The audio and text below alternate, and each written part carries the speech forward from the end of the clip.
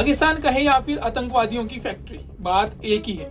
पाकिस्तान अपने आतंकी गतिविधियों के लिए कभी भारत से पटखनी खाता है तो कभी अंतरराष्ट्रीय स्तर पर धज्जियां उड़वाता है, मगर जिस तरह कुत्ते की पूंछ सीधी नहीं होती, ठीक वैसे पाकिस्तान की हरकतें नहीं थमती।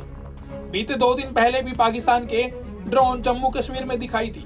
भारतीय सेना ने मुस्तैदी दिखाते हुए क्रॉस फायरिंग की। भारतीय सेना प्रमुख जनरल उपेंद्र द्विवेदी ने मंगलवार को प्रेस कॉन्फ्रेंस करते हुए पाकिस्तान को एक बार फिर सख्त चेतावनी दी। उन्होंने कहा, ऑपरेशन सिंदूर अभी भी जारी है और भविष्य में पाकिस्तान की ओर से किसी भी दुस्साहस का मुंह तोड़ जवाब दिया जाएगा। To Pak actions. As you may be aware, Operation Sindoor remains ongoing. Any future misadventure will be resolutely responded to. Here I must acknowledge the proactive role of all stakeholders at the national level, including CAPFs, int-agencies, civic bodies, state administration and other ministries, whether it's MHA, MAITI, railways and many more. Operation Sindoor was the best example of tri-service synergy under clear-cut political directive and full freedom to act or respond. आपको बता दें कि भारत ने 7 मई 2025 को operation सिंदूर में कई आतंकी अड्डों को नष्ट किया था। जनरल द्विवेदी ने कहा कि भारतीय सेना भविष्य में किसी भी तरह के आतंकी या सैन्य दुस्साहस से निपटने के लिए पूरी तरह तैयार है। भारत पूरी ताकत से जवाब देगा। वहीं उन्होंने कहा कि ऑपरेशन सिंदूर के समय पर जो हलचल हुई थी उसे धीरे धीरे कम किया जा रहा है। हमारे आंख कान खुले हैं। उन्होंने बताया, अभी भी आईबी और एलओसी के दूसरी तरफ करीब 8 आतंकी कैंप एक्टिव हैं। इसमें 2 आतंकी कैंप आईबी के पास और 6 एलओसी के पास है।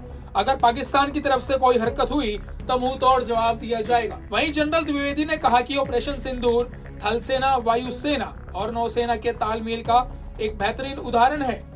ऑपरेशन सिंदूर में सेना द्वारा 100 पाकिस्तानी सैनिक मारे गए। उन्होंने बताया, ऑपरेशन सिंदूर से पाकिस्तान काफी बौखला गया था। जनरल द्विवेदी ने न्यूक्लियर बयानबाजी पर स्पष्ट करते हुए कहा,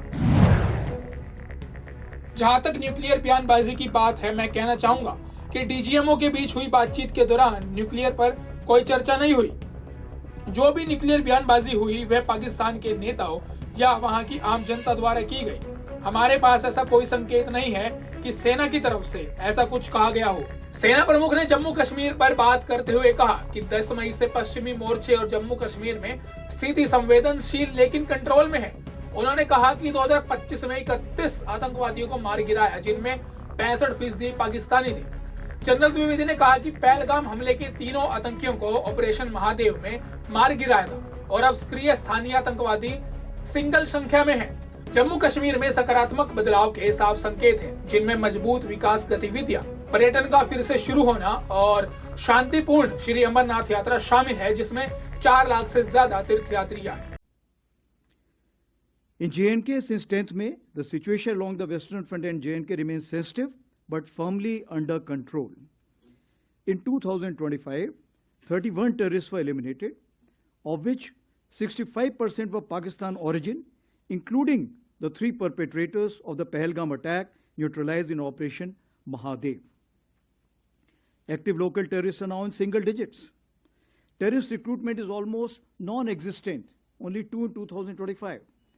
Clear indicators of positive change in J&K include robust development activity, revival of tourism and peaceful Shri Amarnath Yatra, which saw more than 4 lakh pilgrims exceeding the 5-year average. वहीं 11 जनवरी की देर शाम जम्मू कश्मीर में जो ड्रोन दिखाई दिए गए थे, उस पर जनरल द्विवेदी ने कहा कि ये छोटे व बहुत छोटे ड्रोन हैं और ये लाइट जलाकर ही अक्सर उड़ते हैं। साथ ही ये ड्रोन बहुत अधिक ऊंचाई पर नहीं उड़ते और बहुत कम ही दिखाई देते हैं।